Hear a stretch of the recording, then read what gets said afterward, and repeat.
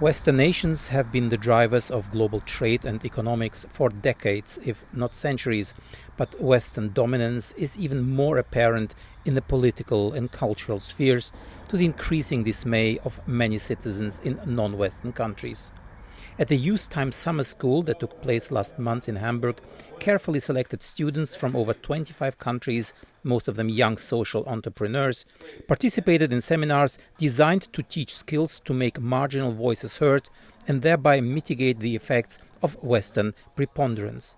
The Youth Time, this is international movement which was founded in 2010 in Prague by a small group of the young people from, I guess, 20 countries.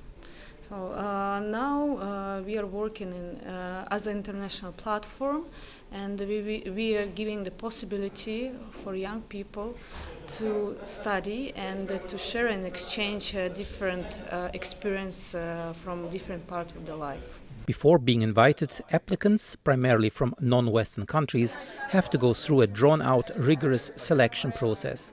Those 30 who can most convincingly demonstrate their communal responsibility and commitment to social causes eventually make it to the summer school, held each year in a different country.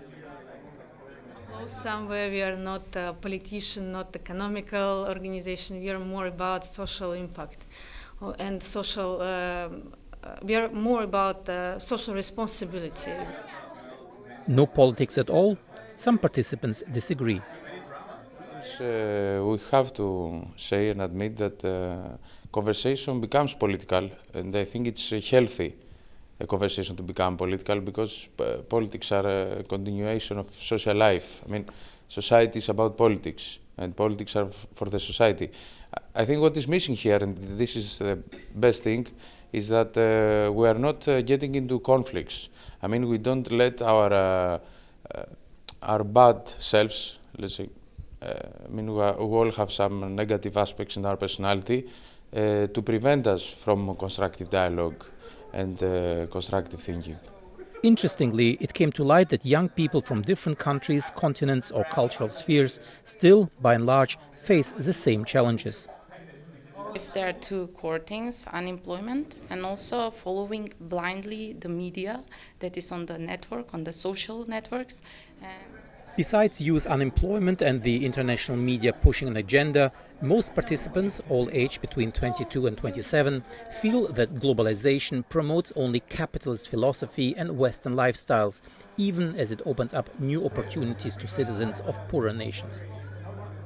I think that within capitalism and with this capitalist rhetoric that's going on in the world right now, we have gone a little bit out of focus and are not looking at a specific person per se. We are looking at people as dispensable, as something that can be easily changed in any sort of circumstances. And I think what Youth Time is doing is bringing back the focus to a specific individual to actually empower them, give them the necessary skills, be it expertise or whatever knowledge, in order for them to go back to their local communities and make an actual visible and viable change that can be visible and help this community in the future.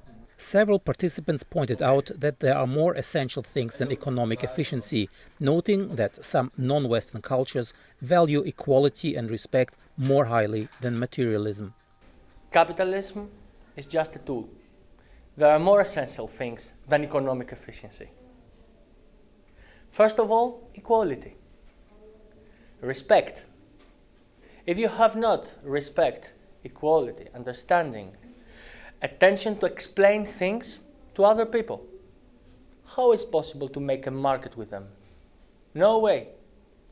If you try to establish economic relationships without first establish with them an economic, a political or social or societal understanding, at the end of the day, it ends up in a pure exploitation framework.